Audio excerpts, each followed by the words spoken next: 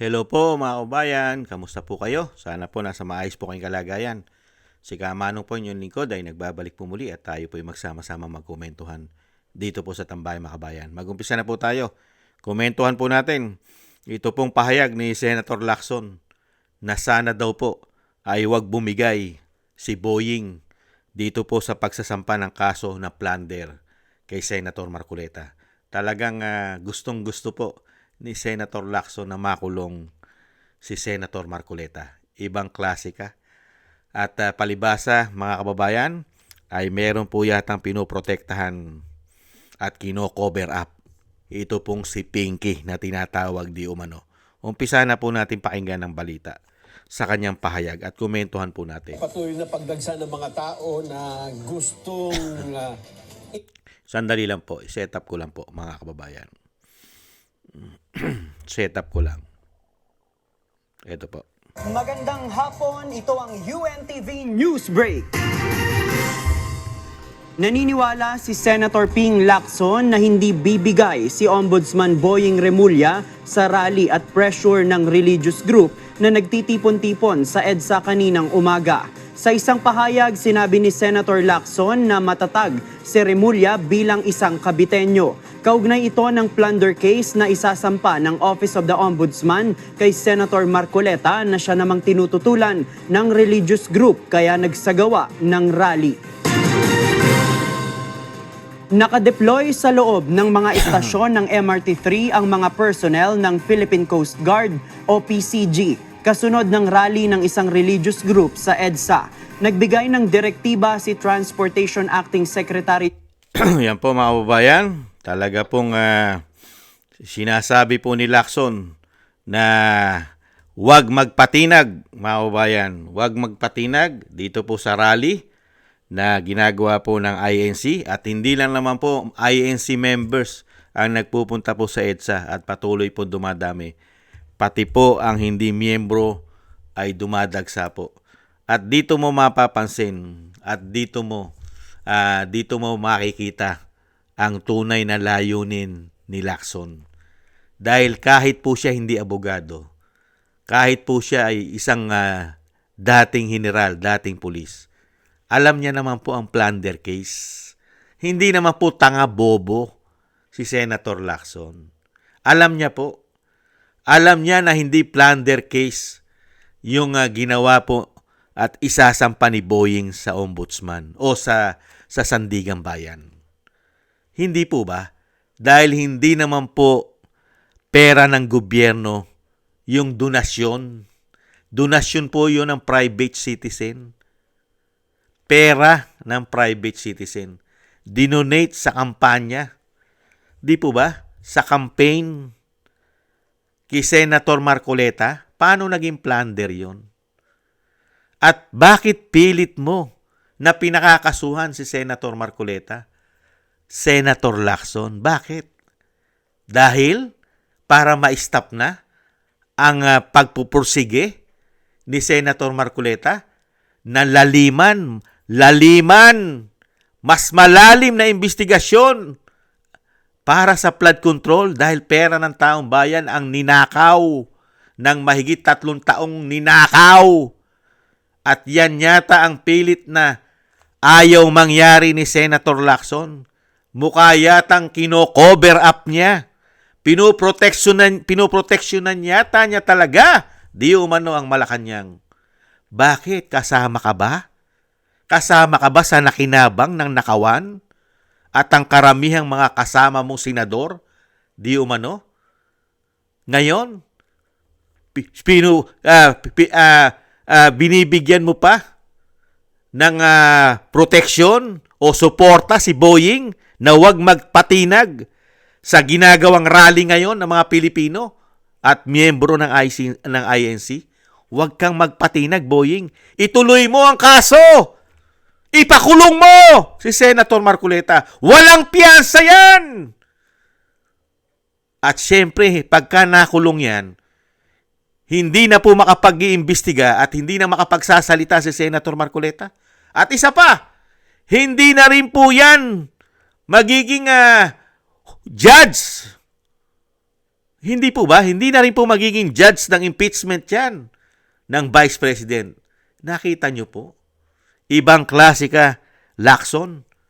Kung kailan ka tumanda, parehas kayo ni Soto. Pare-parehas na tayong malapit sa hukay. Saka pa kayo nagpakasama ng husto. Di umano. At hindi na kayo nagtatrabaho para sa bayan. Nagtatrabaho na yata kayo, di umano, para sa mga pangsarili nyo ng interes. Ang interes ng taong bayan, ayaw nyong gampanan. At merong isang senador na gustong gampanan ang tungkulin niya sa bayan. Natukuyin ang mga magnanakaw. Isang damukal na perang ninakaw. Trilyon, daan-daang bilyon. Samantalang kayo, katulad nyo nila Soto, ikaw Lacson, ibang klase kayo. Palibhasa, tama yata na hindi naman talaga kayo, di umano, nanalo. Pinanalo lang daw kayo, di umano. Kaya hindi kayo naglilingkod sa taong bayan.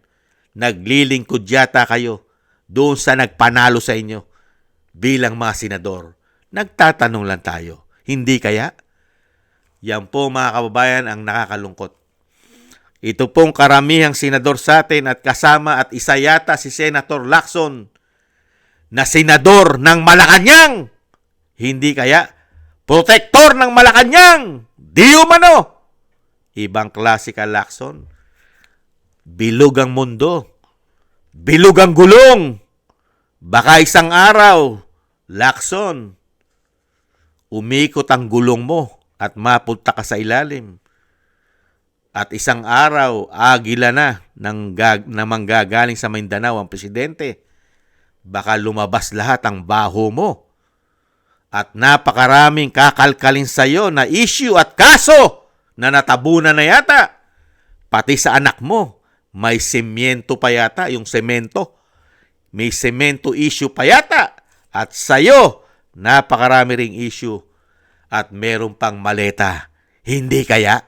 Kaya tigas ang proteksyon nyo na matabunan na ang issue ng korupsyon at patahimikin na lahat ang mga politiko na gustong tuntunin kung sino ang lupin at napakaraming buhaya na nagsabwatan. Kaya yung sinasabi nga po natin, may karma rin kayo. At sinasabi ng ating mga kababayan, may karma rin kayo. Hindi po ba? Ang karma ay hindi natutulog.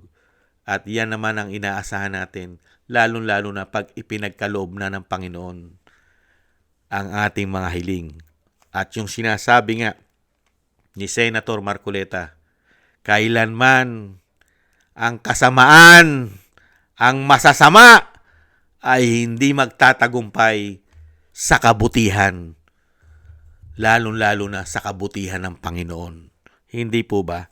Yan po mga kababayan, si Pinky mga kababayan ay gigil na gigil at sinasang-ayunan niya ang sinasabing kagustuhan ni Boying na maipakulong sa Sandigan Bayan itong si Senator Marcoleta na hindi naman po nagnakaw at walang flood control issue, walang insertion, walang allocables.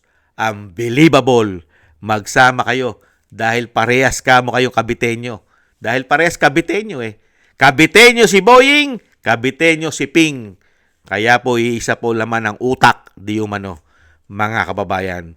Dahil pare-parehas sila nasangkot yata. Maraming salamat po. Thank you po sa nagusto po ng ating tambayang makabayan sa YouTube at TikTok. At ganoon din po sa ating mga subscribers, sa mga nagko-comment, like, share, and subscribe. At patuloy po nagsusubscribe. Mabuhay po kayo. Thank you po sa inyo. At shoutout din po sa mga nagbibigay po ng tulong at biyaya.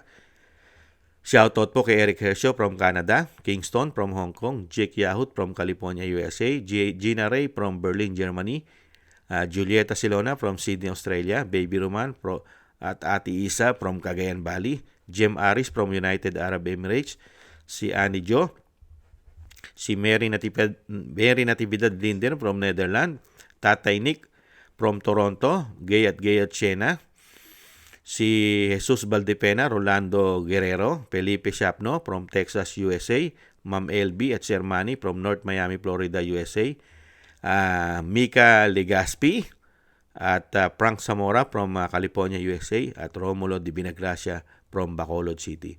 Thank you po sa inyo mga kabayan. Shoutout po sa inyo lahat. At ingat-ingat po kayo sa inyo po mga paggawa. At God bless po sa inyo lahat. Ingat-ingat po tayo at tiis-tiis lang po mga kabayan. Kailangan po natin magtiis. Bye-bye!